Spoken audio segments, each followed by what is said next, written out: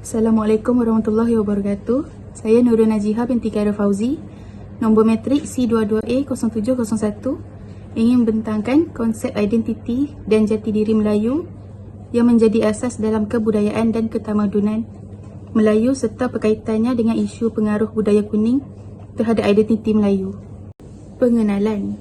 Yang pertama, konteks budaya dalam Islam merujuk kepada pemerolehan pengetahuan, kemajuan individu dan negara, penubuhan sistem perdagangan, kewangan dan ekonomi yang sentiasa berubah akan membolehkan ini dicapai.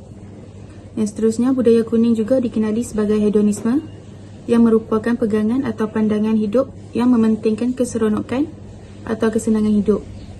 Budaya kuning adalah budaya atau amalan yang bukan bersifat tempatan, yang ada unsur-unsur buruk atau negatif yang dikhawatiri membawa ancaman kepada akhlak masyarakat kolektif. Penyataan masalah. Yang pertama, budaya hedonisme merupakan wabak yang mudah tersebar, terutama sekali dalam kalangan remaja Melayu. Yang kedua, budaya ini telah didapati berfungsi untuk menghilangkan amalan berbudi bahasa dalam kalangan remaja. Yang seterusnya, persoalan masalah. Yang pertama, budaya hedonisme telah melahirkan generasi muda yang tidak mementingkan masa depan. Yang kedua, budaya ini dikenali sebagai ejen penghakis amalan budi bahasa anak-anak muda. Seterusnya, objektif kajian. Objektif kajian ada dua.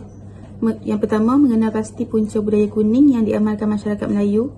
Yang kedua, menganalisis langkah mengatasi gejala budaya kuning di Malaysia. Objektif yang pertama, mengenal pasti punca budaya kuning yang diamalkan masyarakat Melayu. Ada tiga. Yang pertama, pengaruh media massa.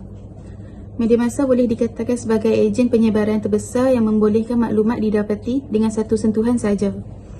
Yang kedua, pegangan agama yang lemah yang menjadi panduan hidup yang dianugerahkan oleh Tuhan kepada manusia untuk mencapai matlamat sebagai seorang insan yang cemerlang. Yang ketiga, keruntuhan institusi keluarga. Keruntuhan institusi ini boleh berpunca daripada penceraian, pergaduhan antara suami isteri, poligami dan sebagainya. Berikutnya, objektif yang kedua ialah menganalisis langkah mengatasi gejala budaya kuning di Malaysia. Yang pertama, masyarakat seharusnya mempunyai nilai-nilai murni. Pegangan masyarakat Islam terhadap syariat Islam dan jati diri mesti kukuh dan kuat kerana kini harus menghadapi arus globalisasi. Yang kedua, gerakan dakwah agama yang perlu dipertingkatkan lagi, terutama dalam kalangan remaja. Yang seterusnya, ibu bapa menjadi teladan. Kerana ibu bapa pada masa ini dilihat sering mengabaikan anak-anak dan tidak mengambil berat perihal anak-anak. Yang seterusnya, batasan dalam kajian. Dalam kajian ini, skop tumpuan adalah dihadkan kepada pelbagai aspek identiti dan jati diri Melayu dalam konteks Malaysia. Yang kedua, dalam kes ini juga, kajian akan memberi tumpuan kepada era globalisasi dan bagaimana ia telah mempengaruhi budaya Melayu.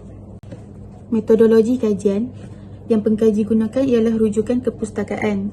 Yang pertama, buku. Pengkaji mengumpul pelbagai data daripada buku yang berbeza untuk melengkapkan kajian ini dengan data tambahan. Yang seterusnya, kamus untuk memajukan ilmu pengetahuan dengan menggunakan pendekatan ini. Akhir sekali, internet. Pengkaji menggunakan internet untuk melihat melalui laman web berkaitan dengan isu tersebut untuk melengkapkan kajian yang dipilih. Analisis kajian. Pengkaji telah menyenaraikan 5 analisis kajian dalam kajian ini. Yang pertama, pertahankan prinsip konvensional. Mungkin budaya kuning memainkan peranan dalam mengekalkan prinsip tradisional dalam masyarakat Melayu. Yang seterusnya, pentingnya prinsip sosial. Budaya kuning mungkin menekankan peraturan sosial yang ketat. Ini mungkin termasuk peraturan yang berkaitan dengan tingkah laku, pakaian dan interaksi sosial. Yang ketiga, pengaruh terhadap kepercayaan dan tradisi. Komponen agama dan adat istiadat orang Melayu boleh berinteraksi dengan budaya kuning. Yang keempat, pengaruh jantina. Identiti jantina dan peranan sosial orang Melayu mungkin dibentuk oleh pengaruh ini. Yang akhir sekali, cabaran masa ini kemungkinan bahawa ia boleh menjadi sukar untuk mengimbangi nilai-nilai dengan tuntutan moden.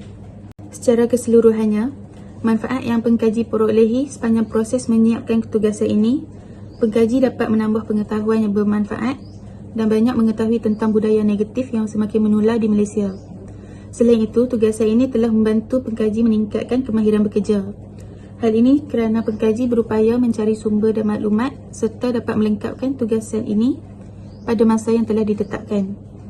Pengkaji berharap agar identiti Melayu dapat dijaga dan dikekalkan dan menghasilkan struktur sosial yang telah dibina dalam sesebuah masyarakat.